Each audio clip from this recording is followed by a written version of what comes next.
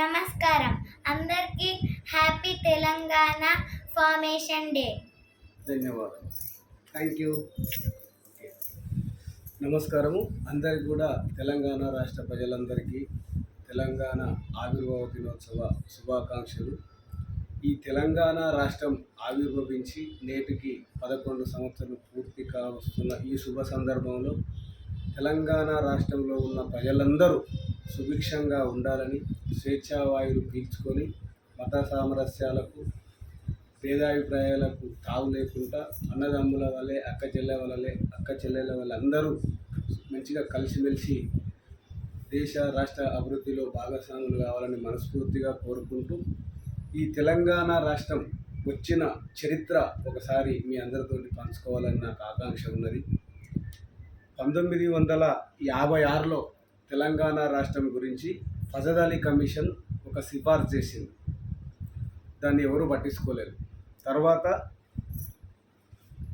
1969లో 6.0 తీసుకొచ్చింది. ఆ తర్వాత 1971లో 8.0 ఒకటి తీసుకొచ్చింది.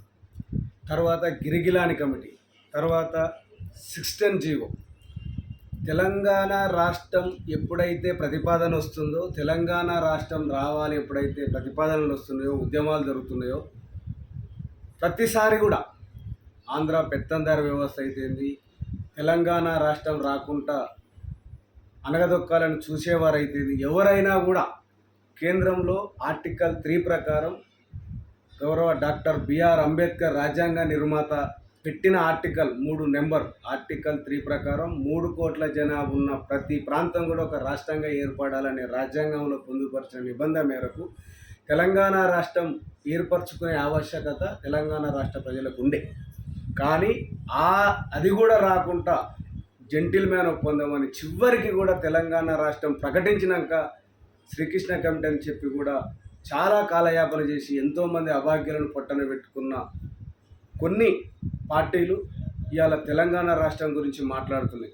ఇవాళ తెలంగాణ రాష్ట్రం వచ్చిందంటే చావు నోట్ల తలకాయ పెట్టి ఆమరణ నిరాహార దీక్ష కూర్చొని తెలంగాణ వచ్చుడో కేసీఆర్ జచ్చుడో అని చెప్పి ఉద్యమ నాయకుడు ఉద్యమానికి నేతృత్వం వహించి 14 సంవత్సరాలు ఏదైతే అప్పుడు రావణాసురుడు రాముని జరిగిన కథలో అరణ్యవాసం చేసినట్టు 14 సంవత్సరాలు సుదీర్ఘ పోరాటం చేసి సాగునోట్ల తలకాయ పెట్టి తెలంగాణ రాష్ట్రం తెచ్చిన ఇవాళ ప్రపంచ దేశాలల్లే డాక్టర్ రాజ్యాంగ నిర్మాత బిఆర్ అంబేద్కర్ గారి విగ్రహం సచివాలయం సెక్రటేరియట్లో 125 అడుగుల విగ్రహాన్ని పెట్టి ప్రపంచ ఖ్యాతిని సాధించినటువంటి తెలంగాణ రాష్ట్రాన్ని సుభిక్షంగా వచ్చినటువంటి తెలంగాణ రాష్ట్రం సాధించినటువంటి మా తెలంగాణ జాతిపిత గౌరవ కేసీఆర్కు ఈ తెలంగాణ రాష్ట్రం ఆవిర్భావ దినోత్సవం అంకితం. అందరికి కూడా మన తెలంగాణ రాష్ట్రానికి జాతిపిత అనడంలో సందేహం లేదు.